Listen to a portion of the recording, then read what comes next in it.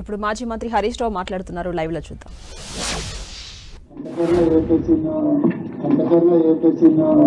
Banachcherla is reservoir, sir. That's okay. That location, it is in Prakasham Jilla, sir. Prakasham Jilla. And you are facing? No, sir. Facing. Penna Basin. Penna. So they are shifting Godavari Basin to Penna Basin. Penna Basin, yes. Revanth Reddy గారు తెలుసుకోవాల్సింది ఏంటంటే Krishna Basin. Revanth Reddy గారు తెలుసుకోవాల్సింది ఏంటంటే బూతులు తెలుసుకున్నంత సులువు కాదు బేసిన్ల గురించి తెలుసుకోవడం. బూతులు మాట్లాడినంత సులువు కాదు బేసిన్ల గురించి అర్థం చేసుకోవడం. రేవంత్ రెడ్డి గారు నీ చిల్లర రాజకీయాలతో నీ అజ్ఞానాన్ని బయట పెట్టుకొని రాష్ట్రం ముందు పరువు తీసుకుని ఇక రేవంత్ రెడ్డి గారు ఇట్లుంటే ఆయన సలహాదారుడు ఆదిత్యనాథ్ దాస్, ఆయన మీరు అలా చూసి ఉంటారు, ఏం మాట్లాడతాడు అంటే అది కూడా ఒకసారి మళ్ళీ చూపి. ఆదిత్యనాథ్ దాస్ బనకచెర్ల యాడుంది అంటాడు. Banachcherla is reservoir, sir. That's okay. That location, it is in Prakasham Jilla, sir. Prakasham Jilla. And you are facing? No, sir. Facing. ఇక దున్నపోతు ఏంటంటే దుడ్డని కట్టేమన్నట్టున్నది. బనకచెర్ల ఏ బేసిన్ అది ఎక్కడుంది అంటే లొకేషన్ అంటే ఈయన ప్రకాశం జిల్లా అంటాడు. బనకచెర్ల ఉన్నది పాత కర్నూలు జిల్లా, ప్రస్తుత నంద్యాల జిల్లా. ఇక ముఖ్యమంత్రి అట్లుంటే ఆయన సలహాదారుడు అంతకంటే గొప్ప గనుడు ఉన్నాడు. అది ఏ జిల్లాలో ఉందో కూడా తెలియదు. ఇక వీళ్ళు రాష్ట్రాన్ని పాలిస్తున్నారు. ఇక నెక్స్ట్ మాట్లాడితే నల్లమల బిడ్డ అంటాడు పొద్దుగాలు వేస్తే. మీరు విన్నారు కదా, నల్లమలకి వెళ్ళొచ్చినా తొక్కుంటూ వచ్చినా పీక్కుంటూ వచ్చినా అంటాడు కదా. ఇక నల్లమల గురించి మాట్లాడతాడు. జర అది కూడా చూపివే లేదా వీడియో? సరే, నల్లమల మీద నల్లమల తెలంగాణ కిందికి వస్తుందా ఆంధ్ర కిందికి వస్తుందా అని అడుగుతాడు నిన్న. అంటే ఇది నల్లమల్ల పులిమిడ్డ కాదు, వెకిలి మాటల వెర్రిబిడ్డ అని నిన్న తెలుసుకున్నాడు రేవంత్ రెడ్డి. నల్లమల కిందికి వస్తుంది యాడు ఉంటుంది అని కూడా అడుగుతాడా? ఆ మాత్రం అంటే అజ్ఞానాన్ని కూడా అర్థం చేసుకోవచ్చు, కానీ విషపూరితమైన మనస్తత్వంతో ఉన్న ఈ వికారాన్ని అజ్ఞానాన్ని భరించడం చాలా కష్టం. అంత విషం. రేవంత్ రెడ్డిలో విషయం తక్కువ, విషం ఎక్కువ. నిన్న జరిగిన మీటింగ్ ఏంది? ఈ రాష్ట్ర ప్రయోజనాలు కాపాడడం కోసం జీబీ లింక్ ప్రాజెక్ట్ను ఎట్లా ఆపాలి, అది వాస్తవం. దాని మీద కూడా తట్టి లేపింది బీఆర్ఎస్ పార్టీ. నిన్ను మొద్దు నిద్రపోతుంటే నేను మొట్టమొదటి ప్రెస్ మీట్ పెట్టి నేను మాట్లాడితే ఆ ప్రెస్ మీట్ అయిన గంట తర్వాత 3 రోజుల కింద డేట్ వేసి ఉత్తమ్ కుమార్ రెడ్డి లేఖ విడుదల చేసిండ్రు నా ప్రెస్ మీట్ అయిన గంటకు. రెండవసారి అరే వాళ్ళు ఆల్రెడీ టెండర్లకే పోతున్నారా నువ్వేం చేస్తున్నావు అని నేను రెండోసారి ప్రెస్ మీట్ పెట్టి చెడామెడా వాయిస్తే మళ్ళీ గంటకు నిన్న డేట్ వేసి మళ్ళీ ఉత్తరం రిలీజ్ చేస్తాడు. నా ప్రెస్ మీట్లతోనే నువ్వు ఉత్తరాలు రాసినావు. బీఆర్ఎస్ పార్టీ తట్టి లేపినాకనే ఢిల్లీకి పోయి దరఖాస్తు పెట్టినావు నువ్వు. పోనీ ఆ రాజకీయాలు మాకు అవసరం లేదు, మాకు రాష్ట్రం ముఖ్యం.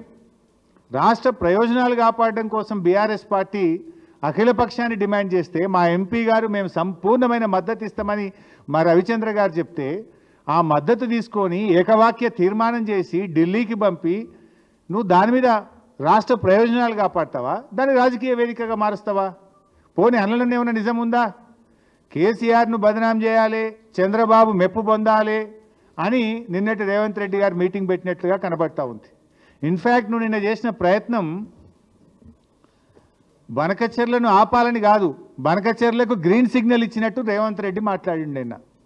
నేను చెప్తా, ఆధారాలతో సహా చెప్తా. ఆ వీడియో ఉందా బాబు?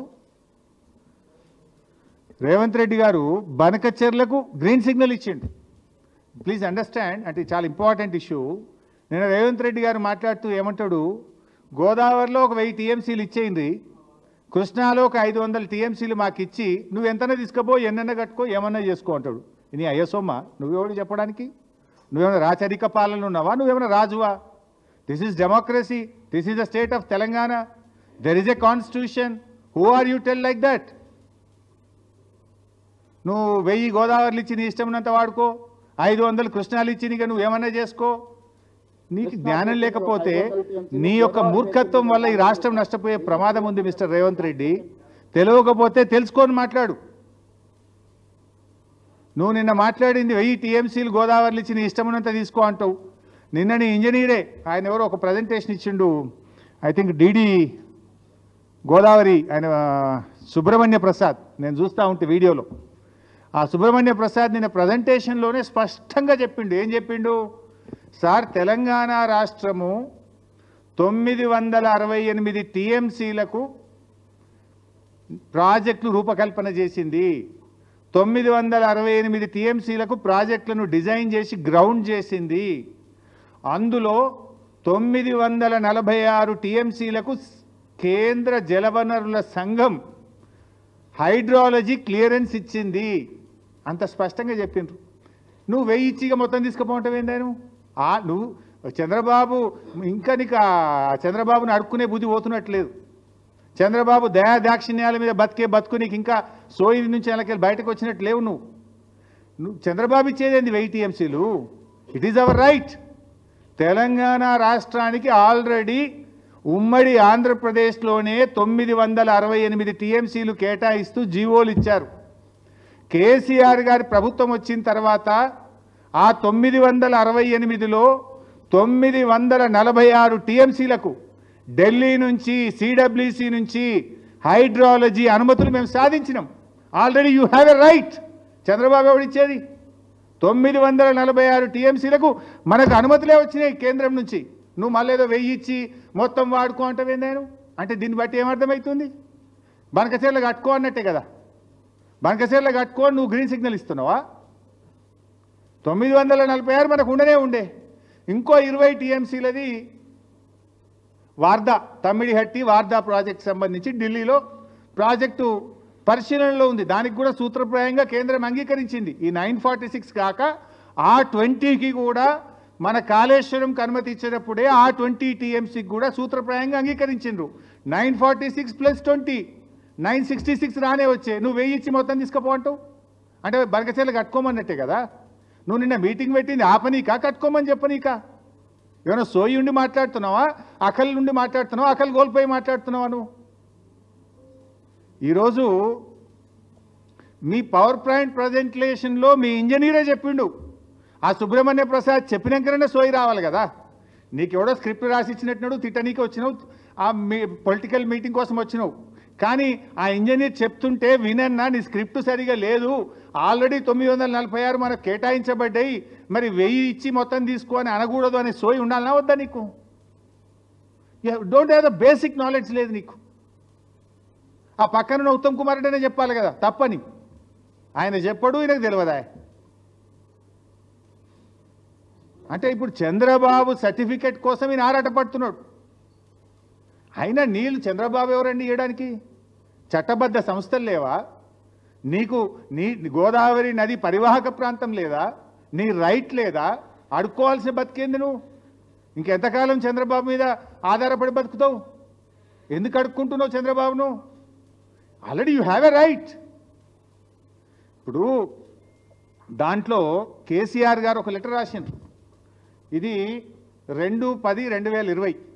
ఇది కేంద్ర జలవనరుల శాఖ మంత్రి షెకావత్ గారికి ఇది బెట్టు బాబు కేసీఆర్ గారు రాసిన లెటర్. ఇది official document. As a chief minister union water resource మినిస్టర్కు కేసీఆర్ గారు రాసిన లెటర్. దీంట్లో I read out the page number 13.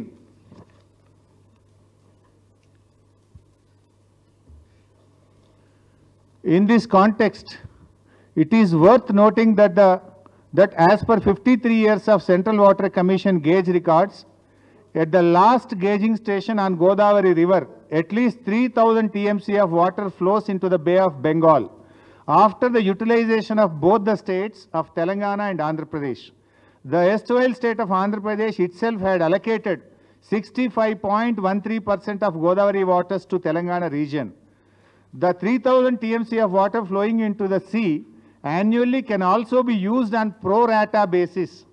Based on the total water requirement for irrigation, industry and drinking water, Telangana will use 1950 TMC water per year in comparison to the present allocation of 967.15 TMC.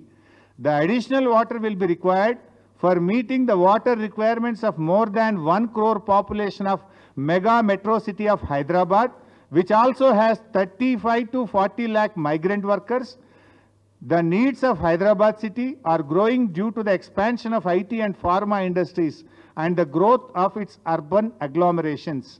I request you to include the allocation of water issue raised in this letter as agenda items of the second meeting of Apex Council. So ఇంత స్పష్టంగా కేసీఆర్ గారు గోదావరి నదిలో మాకు 963 టీఎంసీల నీళ్లు కేటాయించారు. అయితే దీని తర్వాత కూడా 3000 టీఎంసీలు సముద్రంలో కలుస్తున్నాయని సెంట్రల్ వాటర్ కమిషన్ లెక్కలు చెబుతున్నాయి.